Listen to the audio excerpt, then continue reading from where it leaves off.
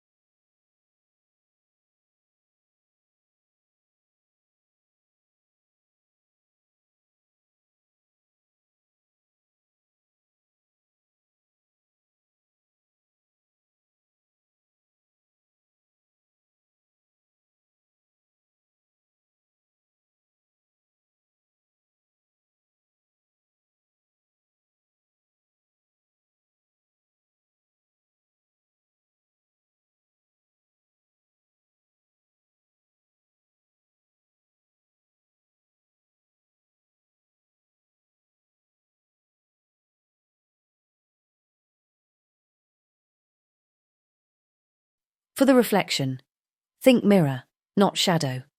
Shadows can shift with the light. Reflections only change with your viewpoint angle, so we simply duplicate the shape vertically. You can run a light guide down and mirror the main points.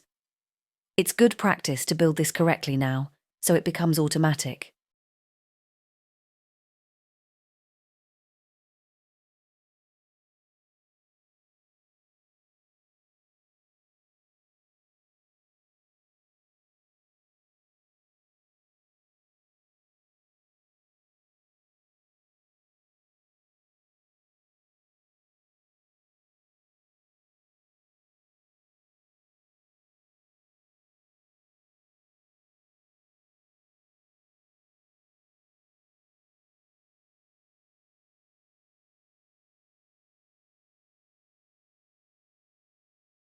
Erase extra construction lines. That's it for the drawing. The scary part for those who dislike construction is over.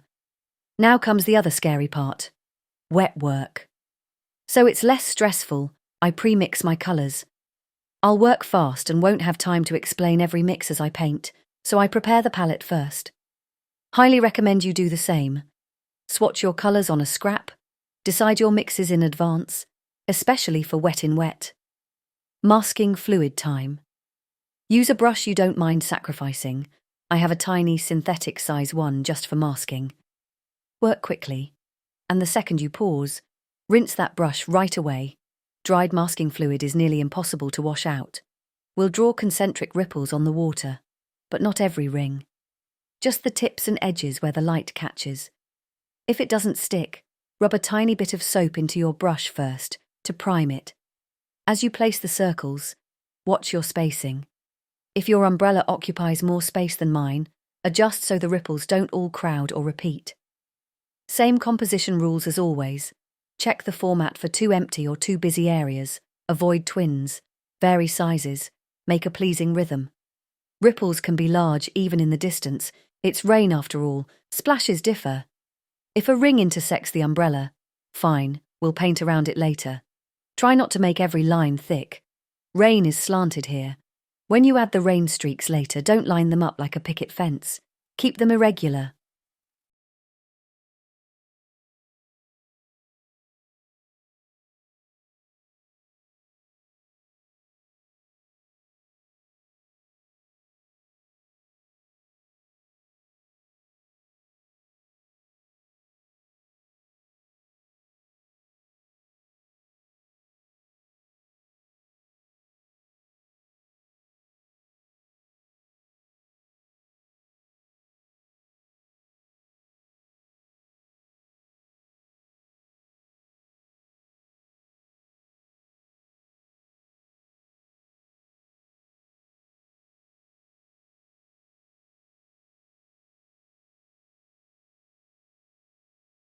While the masking dries, let's finalise the colours.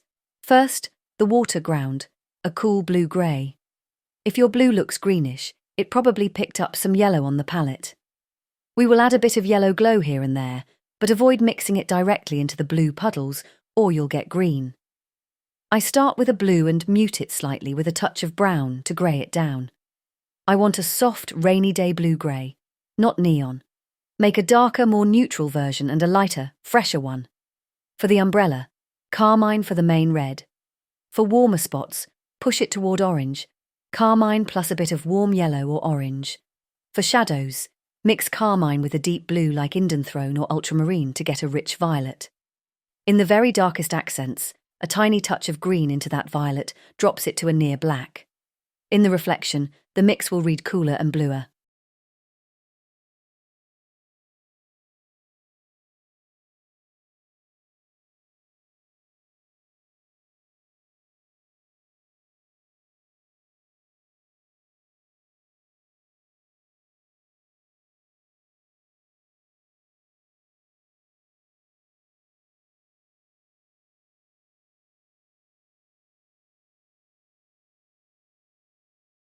Let's paint. I wet everything except the umbrella. I'm using a synthetic flat, but any big brush works. If your paper dries fast, move quickly. I like to wet twice. The first pass sits on the surface. The second actually soaks in. That gives you a workable wet window. This piece paints fast. About 15 minutes to draw the umbrella, 20 minutes to paint, if your colours are ready. Blot any puddles. We don't want rivers. Now lay in the blue wash with horizontal relaxed strokes. I'm not tilting the board. I don't want drips. Leave a few whites. Paint over the handle for now.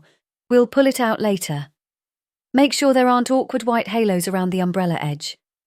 Drop a little yellow glow in places. Remember, yellow is a heavier pigment, so a little goes a long way. Slowly work down the page while it's still wet. We want everything to happen wet in wet. Add a few horizontal lines. They'll spread on their own into watery textures. How they bloom depends on your paper. On cotton, the blooms are slower and softer.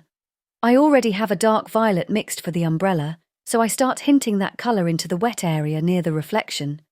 Let some of it softly bleed. It helps the story.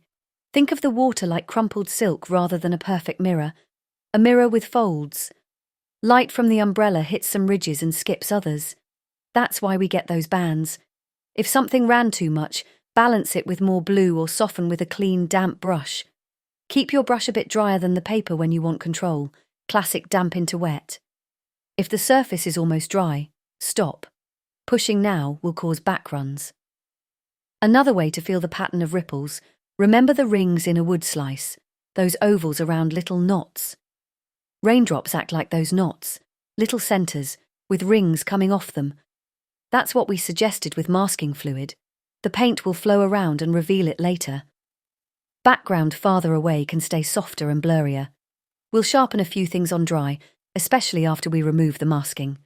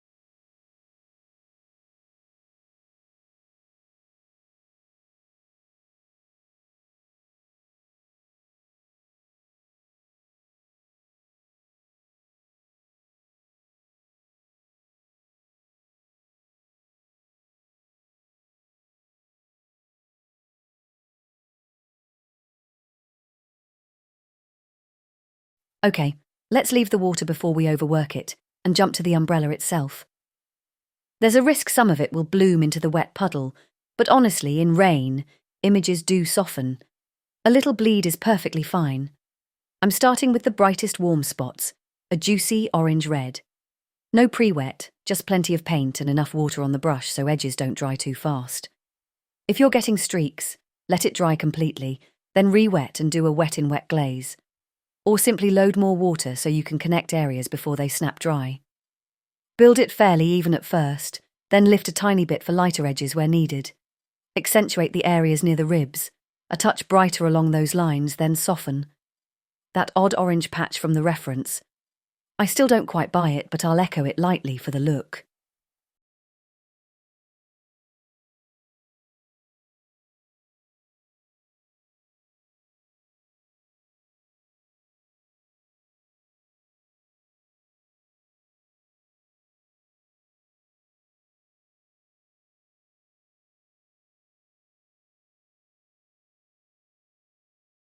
Then shift into the violet shadows. If you prefer, you could have masked the ribs, but I might add them later with a gel pen for a tiny highlight. Now the deepest violet shadow. Let it settle where the canopy turns away. Everything's getting a bit juicy, so I'm going to pause and let it dry thoroughly. After that, we'll add the crisp accents on dry, erase the masking, and finish.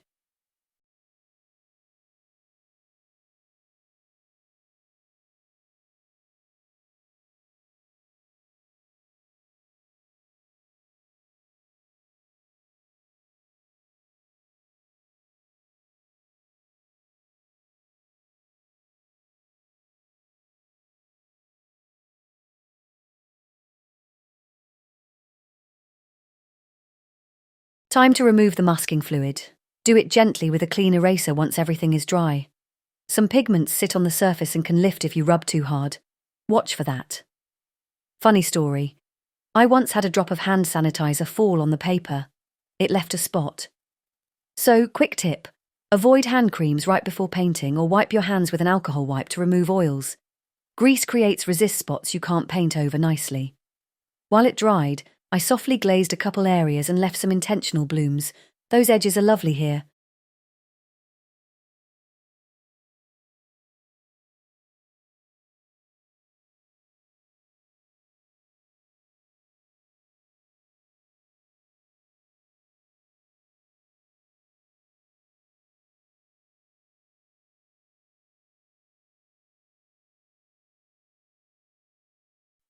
Now for dry work and shadows. My dark mix is indanthrone ultramarine with carmine, plus a tiny touch of green where I need it almost black. Drop the darkest accents where the umbrella is closest to the ground and in the tight folds. Feather the edges with a damp brush so they don't look cut out. Refine the ribs, not all of them equally, keep variety. Outline the handle lightly and turn it slightly so it feels three-dimensional. Let the handle stay a bit cool, it's catching that bluish light. For the rings in the water, under each bright light edge, there's a shadow edge.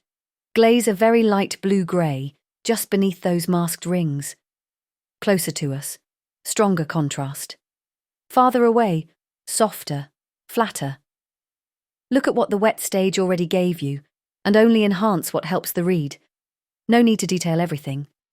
You can also add a few tiny pen lines if you want extra sparkle. Totally optional. And that's it. A quick, moody, rainy day study. Or maybe a summer shower, why not? Don't stress. Don't try to perfect every edge. In wet, do as much as you can quickly, then switch to dry touches. The most important thing is managing water when you transition to dry. Control the wetness on your brush so you don't create blossoms and puddles. Thank you for painting with me. Support, links, and new lessons are in the description. See you in the next class. Bye.